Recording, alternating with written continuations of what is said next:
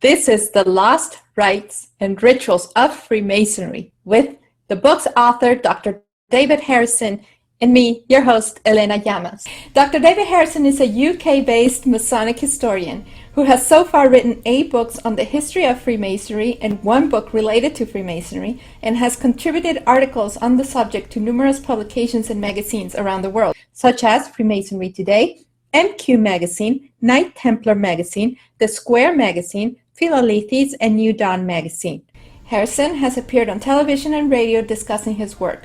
His books are Genesis of Freemasonry, The Transformation of Freemasonry, The City of York, A Masonic Guide, The York Grand Lodge, A Quick Guide to Freemasonry, Freemasonry and Fraternal Societies, which he co-authored with Fred Lomax, The Liverpool Masonic Rebellion and the Wigan Grand Lodge, Christopher Rawdon, The Lost Philanthropist, and The Lost Rites and Rituals of Freemasonry, which is the book that we will be discussing today.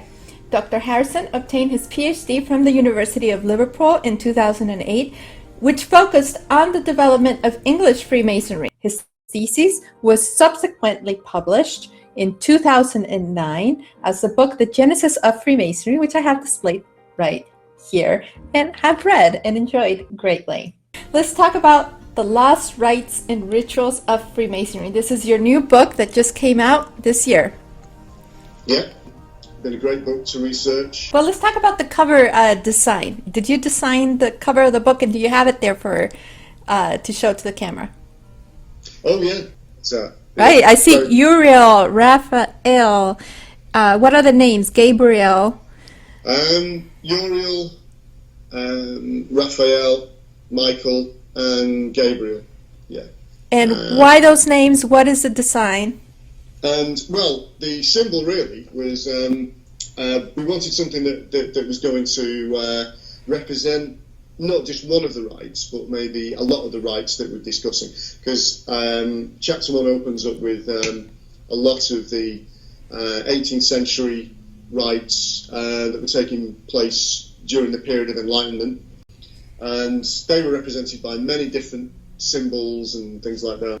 I was asked to look at designing a load of different symbols, you know, from all kinds of weird, strange places that would represent many of the rites, really. I drew a number of them, had a load of these drawings just knocking around, and decided to give those out with the pre-orders. It was about 20 or so they soon ran out, and then after that I printed out the symbol, so we're giving away signed prints of the symbol, and I passed up my design over to the graphic designer, and he settled on that. He came up with that. So there's a lot of different merging symbols there, and merging beliefs as well, which is what the book's all about. So, we designed that. We didn't give it a name until we sent it off to the publishers, and they decided to file it under the name of Light. I'm really pleased with the cover. So, what inspired you to research these rites? Well, it's something that I've only touched on before in the books that I've written, which were mainly about English Freemasonry. So I really kind of started to get interested in the rites of the continent that were happening in France and Germany, Russia, places like that during the 18th century.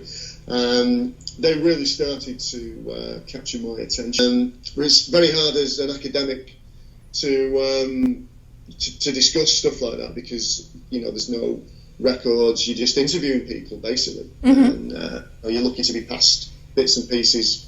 This book is a history book, and it's looking at the lost rites in the 18th century and cult revival and other things. So yeah. The book has a foreword by Arturo de Hoyos, a prominent Mason here in the United States. And can you explain the difference between a rite and a ritual? A rite and a ritual. Well, the rite collects the degrees, you know. So I think like the Scottish rite would be the collection of all the degrees. That's right. I think Arturo said it best in his introduction. He said the degree or the ritual is like one stair, and the right is like the staircase, So that's the way that he put it, which I thought was fantastic. The collection. The titles of some of these grades or degrees are beautiful. From the early Rite chapter of Claremont, founded in France in 1754 and only lasting about 4 years, which has a Templar theme, we have Knight of the Eagle, Knight of the Holy Sepulchre, Sublime Master and Knight of God. From the Rite of Philalethes, Knight of the East, Knight of the Temple, Unknown Philosopher, Sublime Philosopher. You've read it? Yes, I have, and I wrote down some of these names because I found them fascinating. I'm just going to mention some. The Order of the Palladium, founded in Paris in 1737. Order of the Amazons, founded in South America in 1740. Order of the Syrophagists, founded in Italy in 1748. Order of the African Architects. The Rite of the Sublime Elects of Truth. The Rite Escocese Philosophique. Rite of the Black Eagle, Persian Rite, Order of Jerusalem. You can see there's no lack of inspiration, of flair. They are very colorful rites. How did Enlightenment ideas and ideals influence the creation of all these rites? Well, the period of Enlightenment was really fever pitch, during this time, and especially in France and in places like Germany as well, Russia, where these centres of culture, these educated men really wanted to, and women as well, they could take part in a version of Freemasonry that wasn't restricted. In England at the time, we just had, the 3 degrees with the Royal Arch. At the time these rites were exploding in the continent, in England, we had three Grand Lodges that were arguing with each other. The Ancients, the Moderns, the York. They all had different ways of doing things. There was this big debate over the Royal Arch. Was it a 4th degree like the Ancients wanted it to be, or practiced it to be? And then the Moderns were saying, oh no, it's just a little add-on to the 3rd that completes the 3rd. And so there was all this arguing going on, really. And in England, and it was all restricted. But in the continent, it kind of exploded. There was, people could come along like Count Cagliostro and say, oh, I've got this fantastic rite, the Egyptian rite, do you want to check it out? And then you had von Hund, Baron von Hund, who did the rite of strict observance, and there was a lot of people coming along on the scene, the Masonic scene, creating these rites, that were maybe 7 degrees, sometimes 9 degrees. And it was a journey. It wasn't just the 3 degrees of Masonry, but it was an esoteric journey where they could delve into Freemasonry and soak up the knowledge, which is what the Enlightenment was all about, discovering lost knowledge. So these rites they offered a pathway to the search for lost knowledge, and so it was like going back to what our Chiro de Hoya said about the staircase, one step, and it was like climbing the stairs, and at the very top you discover the lost knowledge of the ancients, so that's what it was all about. Well, let's talk about some of these charismatic characters that were forming these new rites. We have Saint Martin, and he became known as the Unknown Philosopher. And he also practiced alchemy in his own laboratory. We have Pappus. He revived, he fused the rite of Mizraim and the rite of Memphis, you're right, creating a rite of 99 degrees. And this one is still practiced today. What's that? 99 degrees, yeah, that's right. And this one is still around. It's still, not seen as regular. But it's still very, very popular. I've met a lot of French Freemasons and Freemasons from all over, really, the continent that are really into Memphis Mizrahi. It's it seems to go hand in hand now with things like Martinism and other orders like that. But it's 99 degrees. I've heard of some in the United States. I've never met anybody, but I've heard of them. You mentioned Cagliostro. We have Pasquale, Melissino.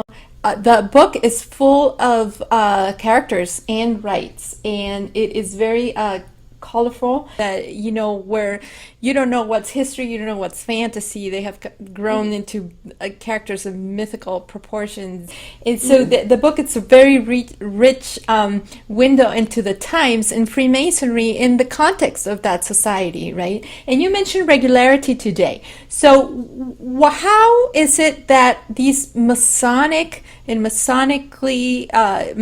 influenced rites flourish so much? Where these three Grand Lodges in England at the time, York, the Ancients and Moderns, not as concerned as they are today with regularity and the coming up of new rites, or was this so novel that it took a while for the Grand Lodge to realize that there was an issue with regularity and irregularity? Well, I mean, the term regularity has obviously changed over time. I mean, when you go back to the 18th century, you've got three Grand Lodges in England. One of the things that I pointed out in my York Grand Lodge book is that people could interact between York lodges and modern lodges and indeed ancient lodges. And I managed to research certain lodges where this was evident, where some Freemasons were forming a York Lodge. There was one in called the Lodge of Fortitude in Oldham in Manchester, which is just down the road from me now. And this guy came over from York, settled in Manchester, recruited a load of Freemasons from a modern lodge, and created another York Lodge. And then when the York Lodge fizzled out, they all kind of went back to the modern lodge, and some went to the ancient lodge, and so they were swapping and changing. Even my lodge, the Lodge of Lights, which is based in Warrington, which was founded in 1765. Wow. They were a modern lodge, but they received members from the ancients. So interesting. So they were as you were saying today, there are Freemasons who are in these irregular orders, but even back then, among the three Grand Lodges, there were co-membership. So tell us about your lodge, the Lodge of Lights. Is that Elias Ashmole's lodge? I think they'd like to believe that. I don't know. They were founded in 1765. They were a modern lodge. We don't really know where the founders came from. There's always this hazy thing in the 18th century. These founders suddenly pop up somewhere, and they were obviously Masons beforehand. Mm-hmm. But because the records are a bit sparse in those days, we don't know where they came from. And I've done some research on them. They all seem to be Warringtonians. They all seem to be based here, working here. So for people watching who are not familiar with the ancient and modern split, can you very briefly tell us what was their difference in belief, or why weren't they together? Well, the ancients were formed in 1751, and they created their own Grand Lodge, effectively. I suppose these days it'd be termed either as an independent Grand Lodge or a clandestine Grand Lodge, or bogus. This Grand Lodge, they formed and said, right, we're doing it this way, and they were going back to at the time they were stating that they were fed up with the way the moderns, as they termed themselves, as they termed the Premier Grand Lodge, the one that was founded in 1717. Which everybody's celebrating this year, yeah? Yeah, that's right. Yeah, mm-hmm. they reckon that the moderns were, well, becoming too modern. They were altering things, the administration, and the ancients wanted to take it back. So you had travelling lodges and things like this, and the ancients had a way of moving a lodge from town to town, quite easily. The administration seemed to be a lot easier. Warrants, they could sell warrants as well. Say a lodge became defunct, closed, they could then sell the warrants onto another lodge. So it's quite flexible, really. Where the moderns were quite restrained, and they had this other format, really. But it wasn't long before you get ancient masons popping into modern lodges and vice versa. So did any of these lost rites and rituals come to the United States? You had John Yarker, for example, who was English. Again, he was from Manchester, just down the road. He went to America and got involved in the Swedenborgian rite over there, and then brought that back to England, and then the Memphis Mizraim stuff that he got involved in, he brought that over to England as well, and basically modernised it. Yeah, what really caught my attention in that vein was from the Rite of Perfection and the Order of the Royal Secret, Deputy Grand Inspector General Franken traveled to New York and established the rite there in 1763, and from there, the order went on to be founded in South Carolina, which ultimately led to the establishment of the Scottish Rite there in 1801. The Scottish Rite becoming one of the most well-known and enduring rites that is still practiced today. I found that really fascinating. So this Rite of Perfection in the Order of the Royal Secret, that this is one of those that didn't get revived? Well, it didn't need to, because it suddenly kind of went from the continent over to the States, and became one of the most successful rites ever, the Scottish Rite, so 3 degrees. So that was one that obviously found success, and then from America it got transplanted back over to the continent and back into England as well. So became a very well structured, well ordered administration that was quite easy to manage, quite attractive as well. In fact, when I went over to Belgium, the Scottish Rite got reintroduced there in the early 1800s, and became really successful, and wow. Which was fascinating, really, because it's gone over to the Atlantic and just come back again, but it's been perfected in a way. It's been revitalized and recreated in a way. Because originally it was only, I think, 25 degrees. We have the Franken manuscripts, that reveal that, and then obviously it kind of shaped up and was reformed and recreated. Was there a backlash to all this ritual and rite creating? You write that there was a reaction to bring Freemasonry back to the significance of craft degrees, a reaction that was seen. The high grade Freemasonry was seen as pretentious and overdone. Can you talk a little bit about that? Yeah, there was a bit of a reaction against it, really.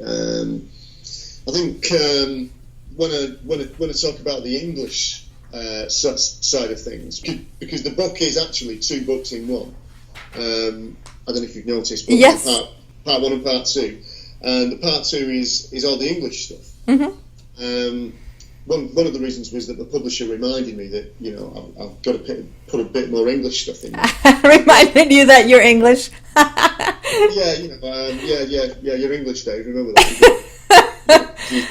So I thought, well, that's good, because at the time I was looking at the rites that were available in England, and you got rites like the Rite of 7 degrees, which obviously had 7 degrees. And the Baldwin Rite, and the Baldwin Rite is still going.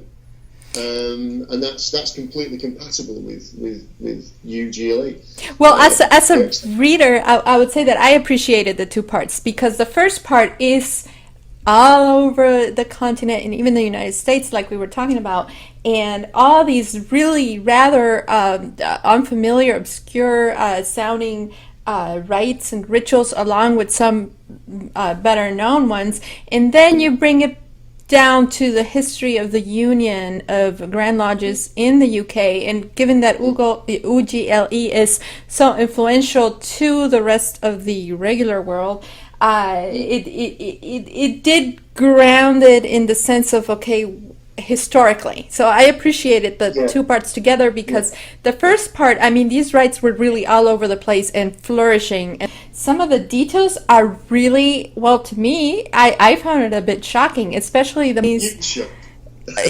Yes, I was. This was really happening outside of Freemasonry and within Freemasonry. And that, to me, it's important to see its context, because Freemasons are not today, or are they, David, doing such ceremonies with wax and invoking archangels? But that's the whole thing, you see, because with the occult revival, which Arthur Edward Waite was obviously a part of, and John Yarker and William Quilliam and all these other people, Hockley and Frederick Hockley and George Irwin, and there was still this desire for the search for lost knowledge, and they were looking back at the lost rites, thinking, "Oh, is this the way to do it?" You know, to really get in touch with the angels, the archangels. So this was their design, really. You mentioned Mark Twain, also a Freemason, also had an interest in this, and you mentioned Arthur Conan Doyle. These were really intelligent people. And like Frederick Hockley was a Grand Lodge officer, you know, in the United Grand Lodge of England. Irwin was very well respected. Behind Ashmole, I mean, he was you know, one of the founders of the Royal Society. You know, he's a very intellectual, historical, well respected figure. You know, who was obviously into Freemasonry and into alchemy and all kinds of other things. As a whole, after the 3 degrees were established, the craft degrees were established, you write that there was a need, a desire for more, for exploring more of the themes within Freemasonry, and so all this rite and ritual writing and practicing really, as a whole, you know, as somebody who's read your book, I get the sense it's much more in mystical, in that sense, of seeking a direct experience. Not that the 3 craft degrees weren't providing a direct experience, but it's definitely of a different kind. Right about that. When I was writing the book, and I got part 1 and part 2, there was an obvious bridge there, because John Yarker, he was involved in searching for all these different old rituals. English rituals, and there was one particular ritual that he found in my lodge back in 1865. So there's a connection there, personal connection, if you like, you know, with the lodge. And he discovered what's called the Lancashire Rituals, which is where I am, in Lancashire. But he obviously was mentioned in part 1 as a cult revivalist, and who was into the Memphis Mizraim and Swedenborgian. So that was a nice bridge to the English stuff, because in part 2 I go directly into this ritual called the Lancashire Rituals that Yarker copied. That was a fantastic chapter for me to do, because obviously it was to do with my lodge as well. But apart from that, it's this old series of lectures from the 1st, 2nd and 3rd degrees, and it's very Christian in flavour. So it's pre-Union, dated to the late 1700s, and it was fascinating to do, because there's all these Christian things in there. There's mentions of biblical characters, feminine characters as well. Ruth is mentioned. and so it gives this pre-union flavour, really. So that led me on to do a chapter on the lost archaic symbols of, the pre-union England, and then all these other rituals that have sprouted up that are in essence, there's a threat of them dying out, because the way Freemasonry is at the moment, there's a lot of lodge closures in England, or lodge mergers, and some of them do their own rituals, which you probably come on to in a bit, but so yeah, all kind of fits together nicely, really. So when you say union, the Union of 1813, which Grand Lodges got together? It was the moderns and the ancients, and they basically, had a series of talks, and at the time, what's interesting, round about that kind of period, the early 19th century, is that Freemasonry was suffering then as well. It was kind of experiencing something similar to what it's experiencing now. It's reflecting the social changes. There was some drastic social changes. A lot of lodges were closing. There was a lot of surviving lodges that were in financial trouble, or only had a few members. Like my lodge, the Lodge of Lights at the time, only had about 10, 12 members. Wow. Turning up, and there were certain years where it was really low.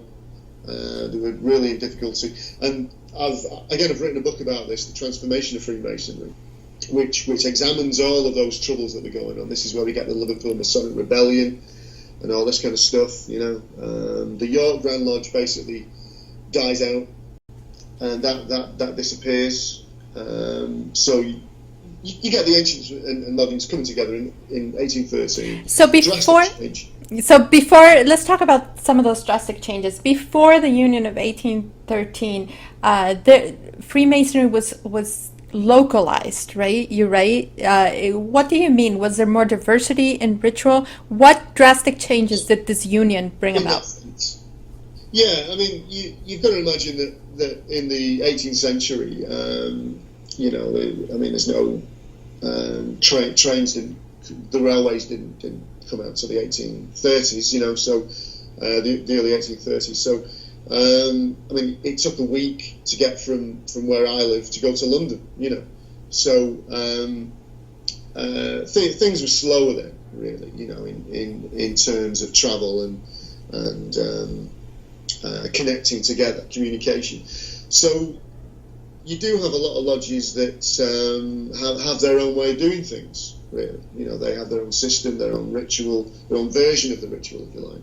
And one of the ways in which this union sought to standardize, if I may use that term, was that I found very interesting. You write that there was a Lodge of Reconciliation set up to standardize the varied rituals that had been worked throughout the country under the ancient and modern Grand Lodges, and to deal with any disputes that arose. And also an Emulation Lodge of Improvement was set up in 1823 at Freemasons Hall in London, enabling the authentic ritual, which was decided was the authentic ritual, to be practiced and learned accurately without alteration. In some lodges sent delegations to London to learn the ritual and bring it back to their lodges, right? But not all of them, right? Yeah. I mean, this is where you get the Liverpool Masonic Rebellion, because certain amounts of lodges, again in Lancashire, Liverpool, and Wigan, just down the road again, they decided that, there's all these changes that are being imposed and we don't like it. Yeah, it's almost asking for a rebellion, right? At that time, you can imagine they had their local costumes and rituals, and suddenly this is really, really getting standardized. But it wasn't complete. Well, there were rebellions, which you have written about in other works, and then something gave a little, right? Because today you have variety in ritual. Can you talk about how it is today as a result of all this? Well, one of the reactions to the rebellion was that United Grand Lodge decided to give lodges a little leeway, and say, well, you can do, what you want to do, you can alter it, but it's got to be within, the certain set standard, but we'll allow you a bit of freedom to do what you want, So hence from that kind of period, which is the mid 19th century, you start getting all these other rituals popping up, like the Bottomley ritual, which is mainly in the Liverpool area. You get all kinds of other ones. There's Taylor's ritual. Taylor's was basically one of the early books that was printed, because they didn't officially put the ritual in print, the United Grand Lodge of England, I think up until 1969, I think it was. So there was no official version. So people had to learn it and then go back to their own lodge. And there was no official version. Why? Why? Because weren't they supposed to memorize this stuff, or why weren't they just printing it? I mean, I'm terrible at learning ritual. I mean, you get all these big pieces, and it's terrible. And you can imagine what these people were doing. No, they had to learn it. They had to, word by word, piece by piece, and then go back to their own lodge. And then say, this is the new way of doing it. And memories start to get faulty, and you mentioned there's dialects involved, and so you start getting variations. What's that? Different words, like they've probably seen it done maybe a few times, and it's like, well, I've forgotten exactly what they do there, but I'll tell you what, we'll do it. Well, I'll mention this because I know that our U.S. audience will find it very interesting. Today, you write there's around 50 different established craft rituals or workings throughout England and Wales, and if you include the workings of individual lodges, there are countless variations. The more common ones include logic, stability, universal, the Veritas working, the Merchant Navy working, and Claret's working. So these different workings are people in these localized craft ways of doing things defensive and protective of their own ways.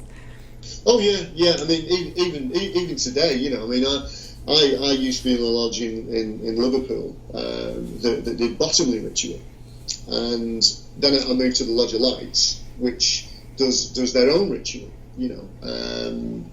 It's kind of emulation, but with a few things added out and little different perambulations that are quite strange and unique, to that particular lodge.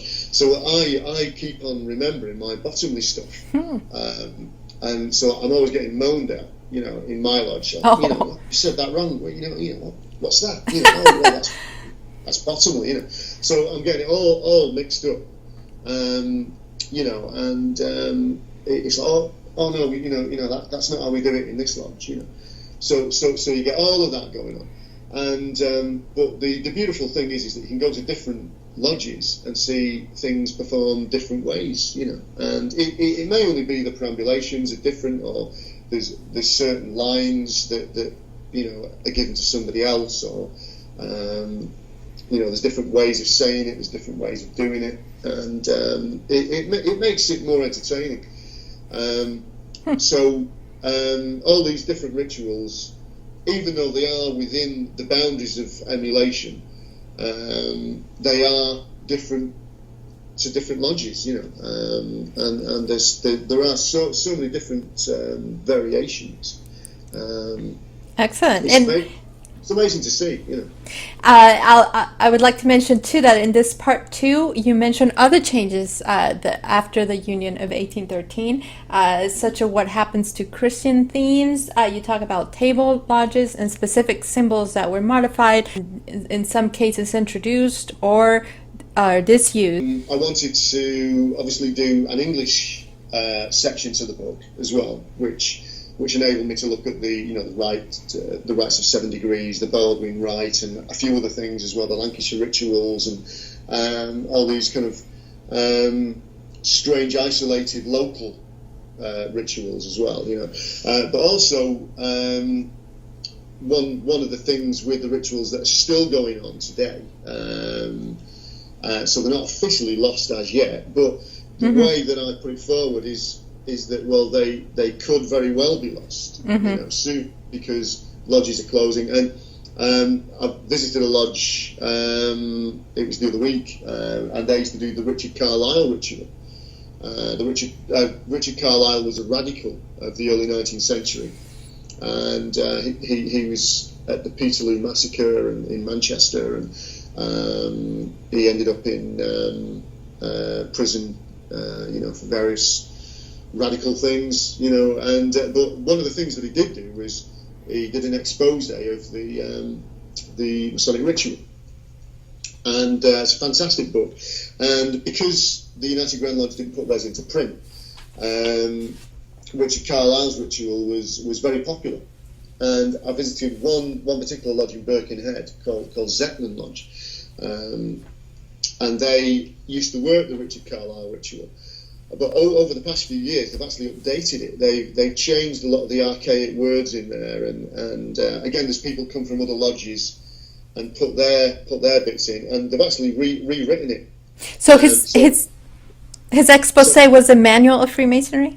The Manual of Freemasonry. It was 1825. Okay, so 1825, Carlisle writes the expose, which containing the ritual in there, and officially the ritual wasn't published until 1969. So between those two time periods, was his manual being used by Freemasons too? I imagine this expose is what it sounds like. It's an expose we're going to expose for the public and everybody to read. But where Freemasons, we were talking about, you had to memorize everything because it wasn't written down. So were they checking out the expose? Oh yeah, well they used it. Yeah, this particular lodge called Zetland Lodge, which was founded in I think it was about 1849, just going off memory. But they actually used the Richard Carlisle book, the manual, just as a ritual book. yeah, that's right. And so that became their ritual. And it was only recently that I'd say in the past 10 years or so that some Masons from other lodges have come in and they've actually looked at the ritual book and modernised it for the new members. And so they're not using the actual big, heavy, hardback ritual. They've obviously printed it now. The age of computers, they've retyped it up. They found. I was talking to one of their old DCs, director of ceremonies, and he said that he replaced a lot of the old archaic words that are still in the old manual, and they modernised them really. So the ritual that they're using now is not exactly the Richard Carlisle ritual. It's kind of morphed, if you like. It's transformed into a modern, stranger version of it. Right. Very interesting. So this is how these rituals die out. They'll get replaced, and it changes all the time. And that's one of the themes with Freemasonry. It does change, Right. Which is one of the I think. For anybody who thinks that Freemasonry has been very stable and not innovative from, A to B to C, I recommend that they read this book because there has been a lot of changes that you explain and a lot of innovation here. And things that change. Yeah. There's a chapter on lost symbolism there, things like the beehive, and in England in particular. I think we've covered everything. This has been a wonderful conversation. Thank you very much, and I hope our viewers enjoyed it. And thank you, David. Fantastic. Thank you very much. Thank you.